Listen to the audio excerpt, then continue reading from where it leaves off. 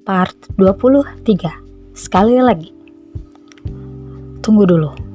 Seketika Indri mengerutkan keningnya saat Abizar memutar mobilnya ke suatu tempat. Bukannya kita akan pulang? Tanya Indri cepat. Abizar tampak fokus menyetir membelokkan mobilnya ke pusat perbelanjaan di pusat kota Jakarta.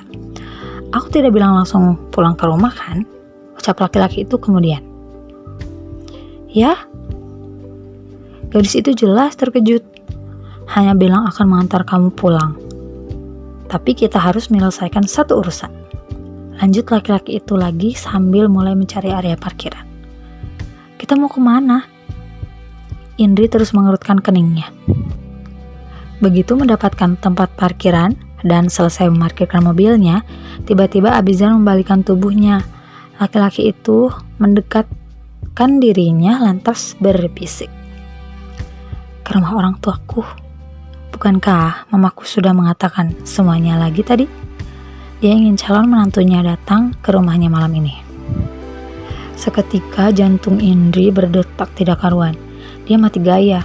Bahkan gemetaran saat dada laki-laki itu nyaris menempel ke dadanya. Bahkan suara laki-laki itu memenuhi gendang telinganya.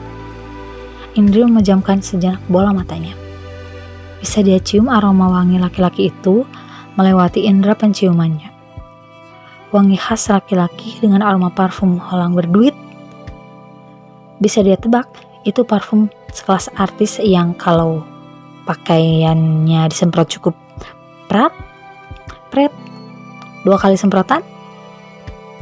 Kalau pakaian laki-laki itu di laundry pun aromanya tidak bakal hilang. Kletek. Tiba-tiba suara sabuk pengaman miliknya mengejutkan pemikiran Indri. Aku pikir kamu menikmatinya ketika tubuhku menyentuh tubuh kamu. Ucap Abizar tiba-tiba. Ya?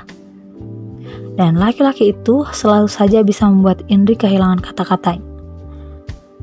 Tunggu sebentar. Ucap Abizar. Indri ingin menjawab, tapi buru-buru laki-laki itu membuka pintu mobilnya. Abizar langsung keluar dari sana kemudian berjalan memutar. Laki-laki itu membuka pintu mobil dari sisi dirinya. Tunggu dulu, dia merasa diperlakukan terlalu istimewa. Bahkan kekasihnya tidak begitu memperlakukan dirinya. Gadis itu turun secara perlahan dari mobilnya. Dia mencoba berpegangan pada sisi mobil, tapi dengan cepat Abizar menyambar telapak tangannya. Sejenak Indri membeku. Kita akan ke rumah dalam keadaan sedikit terlambat. Ucap laki-laki itu cepat. Membiarkan Indri turun dan berjalan tepat di sampingnya. Tapi Pak, aku pikir ini sebuah kesalahan. Ucap Indri pelan.